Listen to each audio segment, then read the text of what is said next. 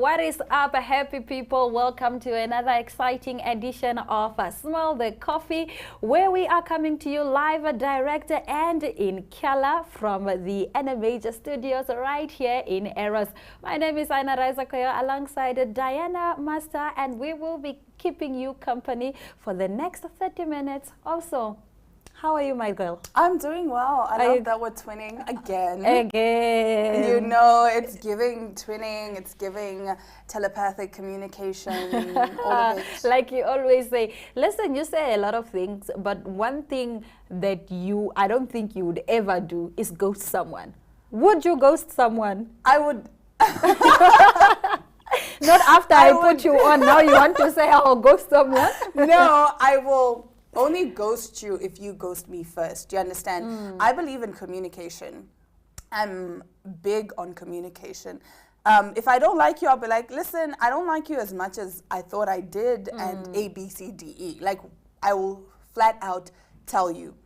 But if you ghost me, I'm also going to ghost you because let's just explain what is ghosting. Yeah, what is ghosting? Yeah. Before, maybe there's someone who doesn't know what ghosting is. Ghosting is basically when you just cut communication with people out of the blue. No fight, no argument, no nothing. Nothing. Just vibes. You just stop communicating to someone. That means you've ghosted them. Now the question is, what are the grounds of ghosting someone? What would make you ghost someone? What would make me ghost you is inconsistency. Because you can't start something and then not follow through. Like you can't, for example, you and I, right? You're used to me texting you every morning, good morning, Aina, I hope you have a lovely day, right? And then you respond, oh, thank you, Diana, whatever. And then I keep that up for like a week or 2 weeks. You're going to get used to that standard, right? Yes. Now you're going to wake up in the morning and you don't see a text from me. You're going to be like, oh, okay. Did I do something wrong? Like it becomes a thing of, what did I do wrong? Why isn't she texting me anymore? Did I do something? Did I offend her?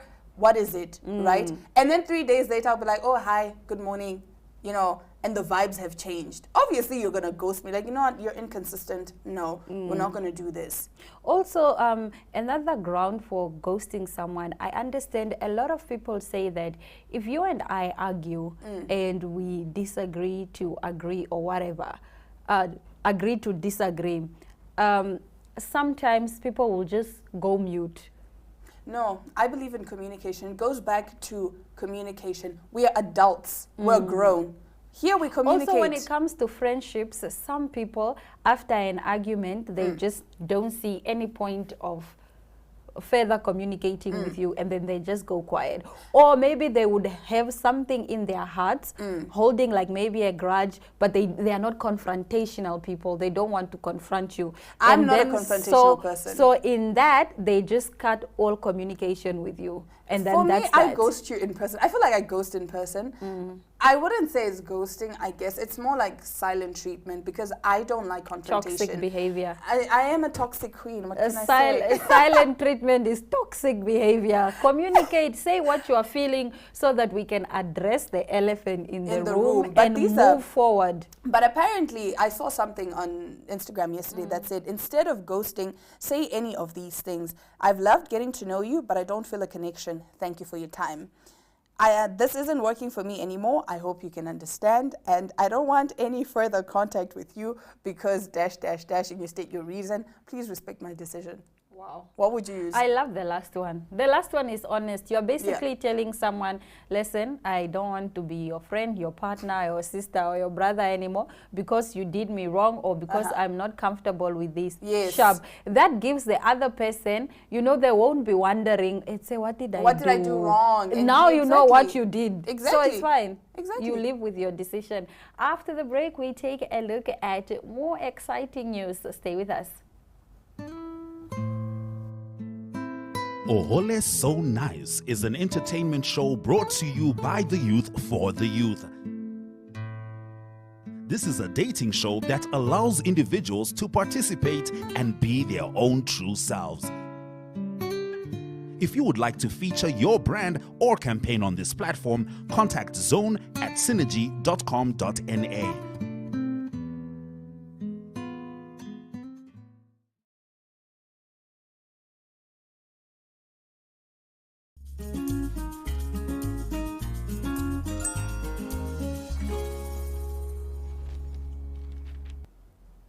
Now for some freshly brewed coffee. I should not be deprived. Leader of women's rights NGO challenges Zim ban on sex toys. The leader of a Zimbabwean-based NGO, the Women's Academy for Leadership and Political Excellence, is taking that country's government to court to challenge its ban against the importation and ownership of sex toys. She says it has deprived her of self-exploration and indulgence in self-sexual gratification. Stabile Dewa filed court papers last week saying that she wants to acquire and use sex toys that are designed to give me sexual gratification. Dewa argues that she is well within her rights to own sex toys. I love it for her. I think it's true. Yeah. She's well within her rights. You know, sexual pleasure is a human need. It's a desire for most people. So for you to now say, and you need to understand that there are different ways of pleasuring yourself. Yeah. And she wants to use sex toys. So then let her. It's not harmful. And that's what I was about to say. It's not harming anyone. Yeah. She's doing it in the comfort of her own home. Yes.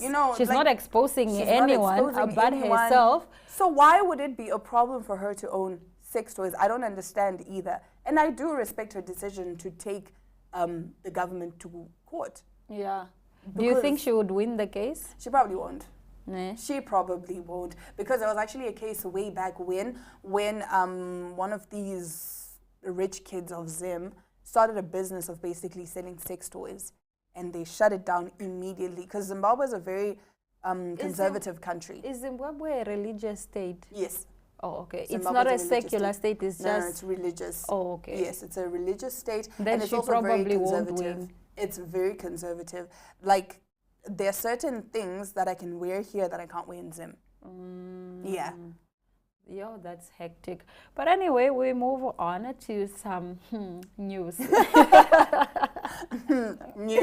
The Namibian Broadcasting Corporation is apologizing to the nation and the Ndilimani Cultural Group for the inappropriate remarks made by their presenter at the Independence Day celebration that took place in Otapi yesterday. Now, they said that appropriate internal steps would be taken as per NBC policies to ensure that related incidents do not happen again. Well, What's your take? As a presenter, there have been many times. I mean, we've seen bloopers. We all mess up, Yes. you know. But the thing is, knowing that, because that was such an important event, you have to make dead sure that your mic is off. Make sure that, But I don't think it's entirely her fault. Yes, she should be held accountable for the remarks because she uttered those on her own. But I think the person who's really at fault is the sound engineer. But this is not the first time we've seen this happen with NBC. Remember the Jessica story? Yes. Yeah. It's the sound engineer. So someone behind the scene is, you know, putting presenters in jeopardy. Because if you don't tell me that my mic is on, I'm going to be free and say what I would say. I'm going to talk normally like how I would talk. But also you as a presenter, even us here before we go live, we always ask, are our mics muted? Yes. I think as a presenter, you should just take those necessary steps. Like, you should just be extra cautious, especially at such a big event like that. It's a slip up. I don't think she was reckless or not being, you know, extra cautious. It's just a slip up. Maybe she had asked previously, are the mics off? And then she has been told yes. And then they went on during somewhere. So it's just a slip up. It could be an act of sabotage, like you're saying. It really could be an act of sabotage. You know? Like, listen, your mic is off. Because they know, because if I know you as a person and I know you're going to speak your mind, if I want to sabotage you, I could. The reason why I'm saying it's not entirely her fault, it's because she spoke for so long, meaning she was under the impression that the mic is off. Because she was speaking other random things and other remarks that she made which were inappropriate. But like, I don't think she alone should be held accountable. No, definitely not. It should start from the ground. Definitely not, because... Yeah, from the ground up. And with events like that, you have people on comms, yes. right? So, obviously, other people could hear that she was speaking. But Couldn't they warn her? But they let her speak. It could be an act of sabotage, who knows? But we'll see how it goes. Moving over, defiant Putin visits occupied Mariupol, symbol of Ukrainian resistance. Vladimir Putin has made a surprise visit to Russian-occupied Mariupol, his first visit to territory captured by his forces in the year-long full-scale conflict. The visit was an apparent act of defiance, coming just days after the International Criminal Court issued an arrest warrant for him. It also prompted outrage from Ukraine. The Defense Ministry compared Putin to a thief visiting under the cover of night, with the city having been reduced to ruins in Russia's offensive. Putin was flown into Mariupol by helicopter and toured districts around the city in a car. Footage released by Russian authorities showed. The Russian president is shown meeting seemingly surprised residents. Putin tells one man, "We need to start getting to know each other." The Kremlin insisted the visit was spontaneous. It is not clear when it took place, although on Saturday Putin visited Crimea to mark the 9th anniversary of its annexation. All of the footage released of Putin's visit is after dark, a possible way for the authorities to conceal damage. News of the visit comes after the ICC issued arrest warrants on Friday for Putin and Russian official Maria Lvova-Belova for an alleged scheme to deport Ukrainian children to Russia. Putin is yet to comment on the warrant. Oh, what is Putin doing in Ukraine? I say that is a gangster move right there. What are you doing? Also, Putin is a fearless man. He's a fearless man. You are under arrest. There's an arrest warrant out for you, but you are out here touring other countries. You can actually get arrested. He could actually get arrested in any other country he decides to visit. But I just want the guts that he has. Like, he is so gutsy. For him to visit Ukraine after destroying Ukraine, and then after an arrest warrant is issued out for it, that's a gangster move if I've ever seen one. Massive. Now we move over to our next story. We are still sticking with the independence celebration, which was yesterday. Now, some residents of the Omsati region are taking food from tents. Were seen taking food from tents after President Hage Geingob announced that food prepared for VVIPs at the 33rd Independence Celebration would be handed out to the public. Some residents in the Omsati region also waited for a truck to be opened so that they can get food. They say, "We will not leave until the truck has been opened." You know, as we can see, those are the residents who waited for the truck to be opened so that they can get food. And I saw an addition to the story. It said that you know, the drivers of the truck are like, "We are not going to open the trucks because like you are a lot. It will create just additional, you know, chaos. So we are not going to open the truck until, you know, the police is here." So I wonder what the development is. I wonder if the trucks ended up being opened. But as yesterday we saw the footage of young adults, children, you know, grabbing food and running all over the place. No. It was a scene of chaos. It was bad PR. Oh no. Like no. No. But what was the issue? Like, no, there was no issue. The thing is, the president said the food that was meant for VVIPs should be given to the public. And that's where the chaos started. Because when the VIPs didn't enter the tent, everyone stormed in the tent and grabbed food and grabbed whatever they could take. I think maybe the process of serving the food was too slow. People were impatient. But you know how it is at events like that. Yes. And everyone is hungry. Not that everyone is hungry. Everyone has been standing in the sun. Yes, everyone wants to eat something. No. So everyone was grabbing food. We saw some people with salad in their hands, chicken on the other side. It was chaotic. Oh no. It was chaotic. Oh, wow. But, you know, I applaud, you know, the residents of Omsati who patiently waited to receive food, who patiently waited, you know, for the truck to be open. I think that's commendable. It is definitely commendable. All right, we'll take a quick ad break and return with more Smell the Coffee. Sport Wrap is a daily show focusing on all sport news and current affairs.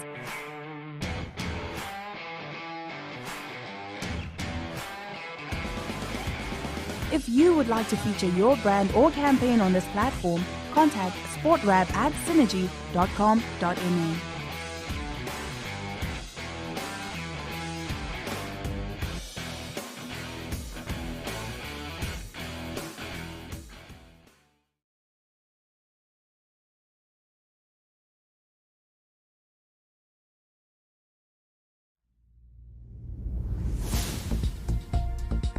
Sunset News is a daily news show focusing on national headlines as well as international news. If you'd like to feature your brand or campaign on this platform, please contact sunset@synergy.com.na. Sunset News. Don't end your day without us.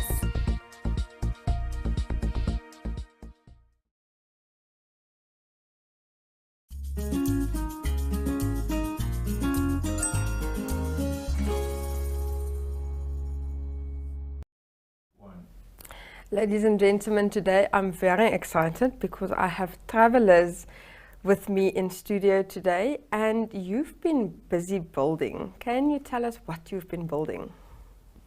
A tiny home. On wheels. Oh, yes, on wheels. That makes me very excited because I've been following van life on Instagram for such a long time, and I'm so excited to know that Namibians are also doing it. Tell us about how this journey and this process started for you. The idea initially came around 2014, 2015, but it actually conceptualized or started taking shape during COVID.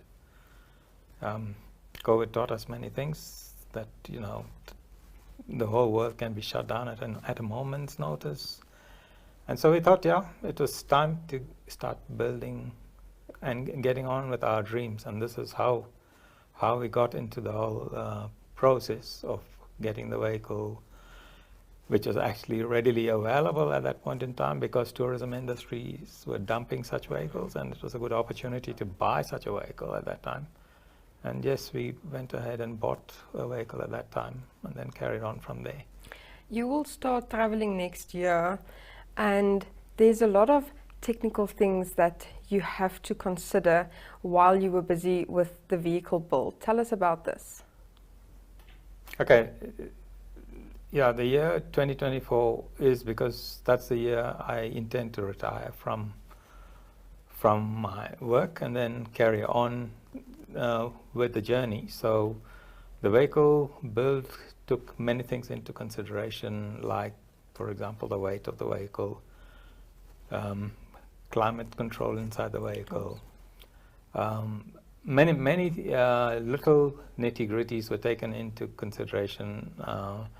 Heating in the vehicle if you're going through a very cold area, and cooling the vehicle if you're in a hot area. So yes, the build took many of those things into consideration. Other technical aspects like the suspension, having water in the vehicle, having power in the vehicle when the vehicle is parked. So all of that was considered and has been implemented in the vehicle. So we have solar panels to generate power. We have water tanks in the vehicle that we will load with water when we need water for portable water, basically. And we also have a toilet and shower and facilities inside the vehicle. A kitchen, I forgot to add. That's always good. Kitchen inside and outside. So that's if the perfect. weather doesn't permit us to be outside the car, then we can be inside and carry on, You have someone in Windhoek that assisted you with the build. How involved were the two of you? So it took us a bit of a while to figure out who would build it for us based on our specifications. So we approached many people. We wanted the build to happen in Namibia and not outside the country. Yeah. Firstly, because we wanted to be very involved in it. So I know lots of people build in South Africa, and they are very good builders there, but for us, it was an opportunity to see what could be done in Namibia and how well we could do it here. And the company called CF Engineering, a young gentleman by the name of Francois, he came up and he's produced a vehicle to our specifications. Yes, he's done it. He's done a good job, I think. Yeah. Off camera, we spoke a little bit that you don't have an end date, but you do have a start date. Where are you planning to start your journey, and whereabouts will you be traveling? We we don't have a end date, like you said, but we go and we have a route, definitely. But then again, like I said, with the political situation changing, we may change the route as well, depending on how safe it is. But we go, we like a place, we stay there as long as we want, and carry on to the next place. That's our plan, you know. So because we don't want to rush, we don't have a deadline that we need to get to a certain place by a certain time. So I think that's how it's going to be more enjoyable, because you don't have this This rush. Yes, yes. What do you think can be possible challenges along your route? Political situations changing, the weather changing.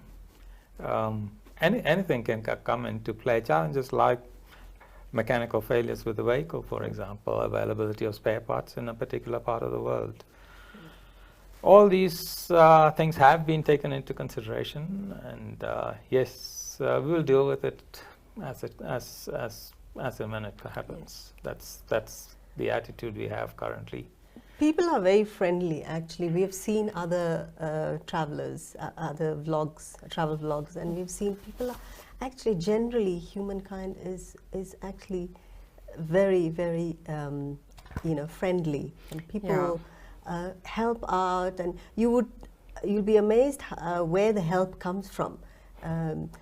It can come from the poorest of the people, you know. And the help doesn't have to be financial. It could be just a moral support, a word directing us to the right place or people.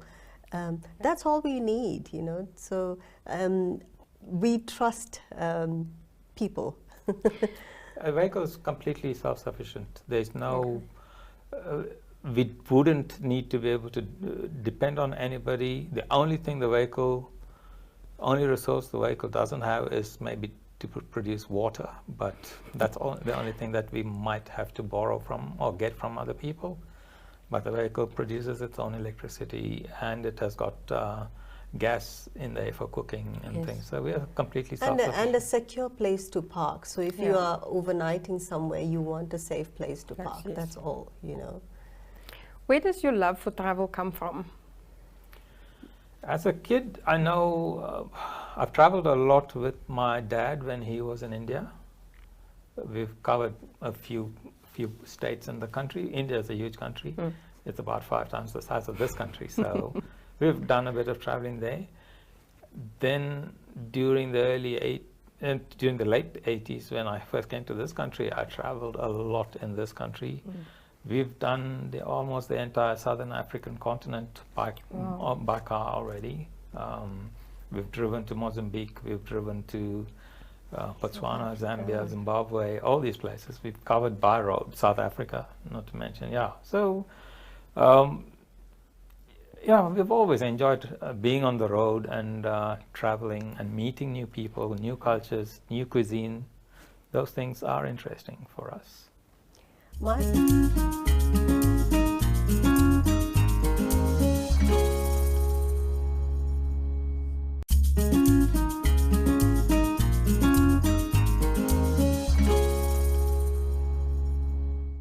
They say all good things must come to an end, and it is true, because for today, that's all we have for you today on Smell the Coffee. But thank you so much for joining us. We had a lovely time, didn't we? We did. Actually, it was so lovely after, coming from a public holiday. There was a lot going on in the country yesterday. There was a lot going on. Protests, independence celebrations. Yeah. So much happened. So much happening. And, I'm glad we are here, we are alive, and we... Bright color.